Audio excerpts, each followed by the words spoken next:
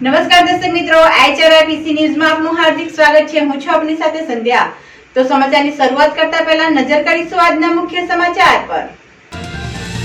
ભરૂચની જનરલ હોસ્પિટલે વર્ષ 2019માં doctor Kiransinh Patel medical college and research ઇન્સ્ટિટ્યૂટનો કારભાર સંભાળ્યો। અનેક લોકો માટે હોસ્પિટલ બની આશીર્વાદરૂપ।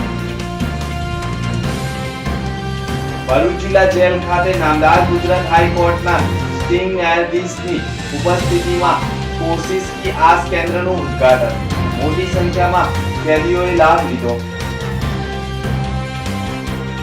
મોહમ્મદપુરા વિસ્તારમાં હાઈ માસ્તા રિપેરિંગ દરમિયાન ટ્રેનનું બેલેન્સ નહીં રહેતા વ્યક્તિ લટક્યો, વિડિયો વાયરલ। ભરૂચની જિલ્લા જેલ ખાતે ગુજરાત હાઈકોર્ટના ન્યાયાધીશ વૈભવી નાણાવટીના હસ્તે સંભવ ઇનિશિયેટિવ સંસ્થા દ્વારા કોશિશ કી આશા કેન્દ્રનું ઉદ્ઘાટન રિબિન કટિંગ કરીને કરાયું હતું। આ પ્રસંગે ગુજરાત હાઈકોર્ટના ન્યાયાધીશ જસ્ટિસ વૈભવી ડી નાણાવટીએ પણ કેદીઓને સંબોધન કર્યું હતું કે કોશિશ કી આશાના શબ્દો જ ઘણું બધું કહી જાય છે।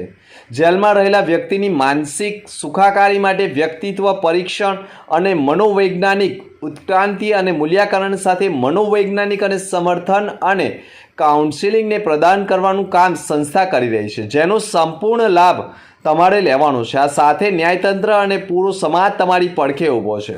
કોઈ પણ ભૂલ થઈ છે તો તેની સામે તેના રસ્તાઓ પણ છે જ। ભારતનું બંધારણ આપણા હકોને આધારે કાયદાકીય સંરક્ષણ પૂરું પાડે છે। ભારતના તમામ નાગરિક એક સમાન છે। બંધારણે જેમ આપણને મૂળભૂત હકો આપ્યા છે તેમ આપણને જવાબદારીઓ પણ આપી છે અને તેને અનુસરીને જ આપણે સૌએ આપણા દેશને આપણી નાગરિકતા આપવાની જરૂર છે। આપણે ભૂલ કરી છે તો તે સ્વીકારી આપણે હવે સુધરવાની જરૂર છે। ત્યારે આ ઇનિશિયેટિવ સંસ્થા તમારી મદદે આવી છે। તમારા વ્યક્તિત્વમાં સુધારો આવે અને આ દાખલો બેસે તેવું વર્તન તમે પણ બધા કરો અને એવી આશા અમે પણ રાખીએ છીએ તેમ કહી મનોમન એક પ્રણ લઈ કે જીવન સાચું અને સકારાત્મક જીવીશું। સંભવ ઇન્સ્ટિટ્યૂટના સ્થાપક કોશિશ કી આશાના હિરાનસિંહ શાહ કેન્દ્રની કામગીરી વિશે વિગતો આપી હતી। સાથે ચીફ ન્યાયાધીશ સી.કે. ઠક્કરે પણ ભારતની સર્વોચ્ચ અદાલતના ભૂતપૂર્વ ન્યાયાધીશ અને સંભાવ ઇનિશિયેટિવના પેટ્રોન જસ્ટિસ એમ.આર. શાહ ભારતની સર્વોચ્ચ અદાલતના ભૂતપૂર્વ ન્યાયાધીશના માર્ગદર્શન હેઠળ શરૂ કરવામાં આવ્યું છે। કોશિશ કી આશા કેદીઓના પુનર્વસન અને સુધારણા અને પુનઃ એકીકરણના ઉદ્દેશ સાથે કામ કરી રહી છે। આ કેન્દ્રમાં ભરૂચના કેદીઓ માટે 3Rના પ્રોટોટાઇપ રીચ આઉટ રેપરો અને રિફોર્મના મિશન દ્વારા તેમની માનસિક સુખાકારી માટે વ્યક્તિત્વ પરીક્ષણ અને મનોવૈજ્ઞાનિક ઉત્ક્રાંતિ અને મૂલ્યાંકન સાથે મનોવૈજ્ઞાનિક સમર્થન અને કાઉન્સિલિંગને પ્રદાન કરવામાં આવનાર છે। આ પ્રસંગે ગુજરાત હાઈકોર્ટના ભૂતપૂર્વ જજ justice doctor Ashok Kumar Singh Joshi, principal district જજ આર.કે. દેસાઈ, ભરૂચ અને હિરાનસિંહ શાહ તથા સંભવ ઇનિશિયેટિવના સ્થાપક અને જિલ્લા વિભાગ જેલના કર્મચારીઓ કેદીઓ ખાસ ઉપસ્થિત રહ્યા હતા અને સેમિનારનો લાભ લીધો હતો। વાગરા ઔદ્યોગિક વસાહતી ધમધમતો તાલુકો છે। દહેજ, સાયખા અને વિલાયત જીઆઈડીસીમાં મહાકાય ઉદ્યોગો આકાર પામ્યા છે। મોટા પ્રમાણમાં કેમિકલ ઉદ્યોગ કાર્યરત થતાં પર્યાવરણને ભારે નુકસાન પહોંચ્યું છે। પર્યાવરણના શુદ્ધિકરણ અને રક્ષણ માટે તેમજ પર્યાવરણના જતન માટે કાર્ય કરતા ઉદ્યોગકારો પ્રશાસનને પાત્ર છે। આજરોજ વાગરા તાલુકામાં આવેલા સારણ ગામ ખાતે સાયખા ઇન્ડસ્ટ્રીયલ એસ્ટેટમાં નિર્માણ પામી રહેલી આરતી ડ્રગ્સ લિમિટેડ કંપની દ્વારા રોપાઓના વાવેતર વૃક્ષારોપણ કરવામાં આવ્યું હતું। કંપનીના પદાધિકારીઓ અને સારણ ગામના આગેવાનો ઉપસ્થિત રહ્યા કાર્યક્રમને સફળ બનાવ્યો હતો। કાર્યક્રમ દરમિયાન વિવિધ પ્રકારના વૃક્ષોના રોપવામાં આવ્યા હતા। આ પ્રસંગે 3500 જેટલા વૃક્ષોના છોડો રોપવાની અને તેના જતન માટેના પણ પ્લાન લેવામાં આવ્યા હતા। આ પ્રસંગે 3500 જેટલા વૃક્ષોના છોડો રોપવા અને તેના જતન માટે પણ સંકલ્પ લેવાયા હતા। આ તબક્કે વક્તાઓ દ્વારા પર્યાવરણ અને વૃક્ષોની જીવનમાં જરૂરિયાત અને મહત્વને સમજાવવામાં આવ્યું હતું। આરતી ડ્રગ કંપની દ્વારા આયોજિત આ કાર્યક્રમમાં કંપનીના ડાયરેક્ટર નિલેશ પાટીલ, દીપક સાખે, દિબાકર ગણનાયક, અભિજીત નાયર તેમજ સેફટી ઓફિસર પ્રદ્યુમલ સ્વાયને પણ વિશેષ ઉપસ્થિત રહ્યા હતા। ભરૂચ શહેરમાં અનેક વિસ્તારોમાં મોટી હાઈમાસ્ક લાઇટો આવી છે, જેને રિપેરિંગ કરવા માટે ક્રેન જેવા સાધનોની જરૂર પડતી હોય છે। ગતરોજ રાત્રિના સમયે હાઈમાસ્ક લાઇટના પોલની કામગીરી ચાલી રહી હતી। તે સમયે ક્રેન દ્વારા તેને ઉઠાવવામાં આવી હતી અને સમય દરમિયાન જ હાઈ માસ્કના પોલને ઉઠેલી ક્રેનનું બેલેન્સ જતાં થાંભલો નમી પડ્યો હતો. આ સમયે ત્યાં કામગીરી કરી રહેલા એક વ્યક્તિ ત્યાં પટા ઉપર લટકી પડતા બૂમાબૂમ કરી મૂકી હતી. જોકે સદનસીબે નજીક રહેલા લોકોએ દોડી આવી ઉપર લટકેલા વ્યક્તિને પકડીને સલામત રીતે નીચે ઉતાર્યો હતો. પોલ પરથી વ્યક્તિ નીચે ઉતરતા જ લોકોએ પણ રાહતનો શ્વાસ લીધો હતો. ફાઝલપુર સ્થિત દુર્ગા બેન્ડ કેમ્પ કંપનીમાં અચાનક ભીષણ આગ ભભૂકી ઉઠતા અફડાતફડીનો માહોલ સર્જાઈ ગયો હતો. દુર્ગા બેન્ડ કેમ્પ કંપનીમાં કોઈ અગ્રમ્ય કારણસર આગ ભભૂકી ઉઠતા આગે વિકરાળ સ્વરૂપ ધારણ કર્યું હતું. આગના પગલે ધુમાડાના ગોટે ગોટા આકાશમાં ચડતા જોવા મળ્યા હતા. લોકોના જીવ પણ તાળવે ચોંટ્યા હતા. જોતજોતામાં આગે વિકરાળ સ્વરૂપ ધારણ કરતા લોકોમાં પણ ભયનો માહોલ ઊભો થયો હતો. આગની જાણ કરજણ ફાયર વિભાગને થતાં ફાયરની ટીમ પણ ઘટના સ્થળે પહોંચી ગઈ હતી. સતત પાણીનો મારો ચલાવી આગ ઉપર કાબૂ મેળવવાના પ્રયાસો કર્યા હતા. કોંગ્રેસની વિદ્યાર્થી પાંખ અને NSUIમાં સામાન્ય કાર્યકર તરીકે હક અને અધિકાર માટે લડત આપતા શમશાદ અલી સૈયદ નગરપાલિકાના વોર્ડ નંબર 2માં પ્રથમવાર 2015માં જંગી મતથી જીત મેળવી હતી. 2018માં પણ પ્રથમવાર વિપક્ષ નેતા તરીકે તેમની વરણી થઈ હતી. વિપક્ષના નેતા તરીકે શહેરના લોકોને સ્પર્શતા રોડ, રસ્તા, લાઇટ, ગંદકી, પાણીના નિકાલ જેવા પ્રશ્નો માટે સતત અવાજ ઉઠાવતા રહ્યા છે. આ ઉપરાંત નગરપાલિકાના કર્મચારીઓના પ્રશ્ન માટે પણ તેઓએ અનેકવાર રજૂઆત કરી છે.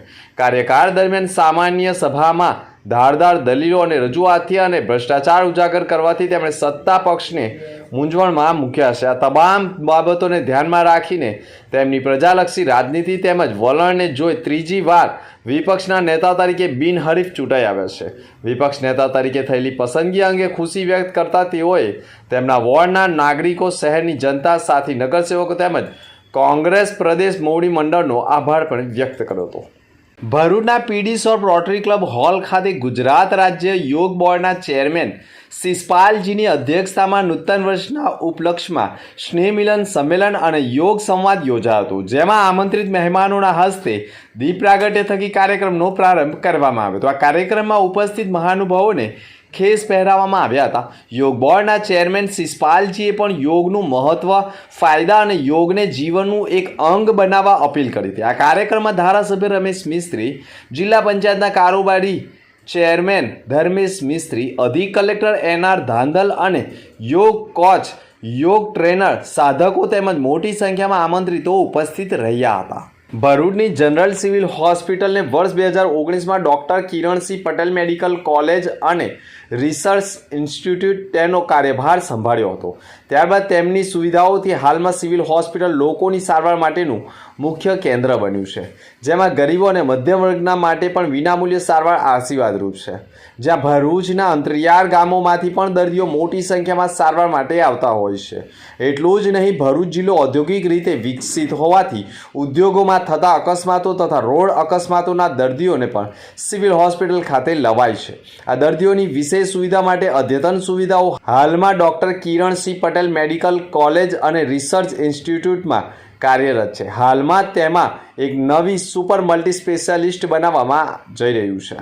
આ બાબતે ભરૂચની doctor Kiransinh Patel medical college અને રિસર્ચ ઇન્સ્ટિટ્યૂટના એડમિનિસ્ટ્રેશન વિભાગના ડૉક્ટર ગોપિકા મેખિયાએ સાથે વાતચીતમાં તેઓએ પણ માહિતી આપી હતી. ભરૂચની સિવિલ હોસ્પિટલ જ્યારથી doctor Kiransinh Patel medical college અને રિસર્ચ ઇન્સ્ટિટ્યૂટે દ્વારા કાર્યભાર સંભાળવામાં આવ્યો છે, ત્યારથી ડૉક્ટર કિરણસિંહ પટેલ અને CMD ડૉક્ટર મિતેશ શાહનું એક વિઝન છે.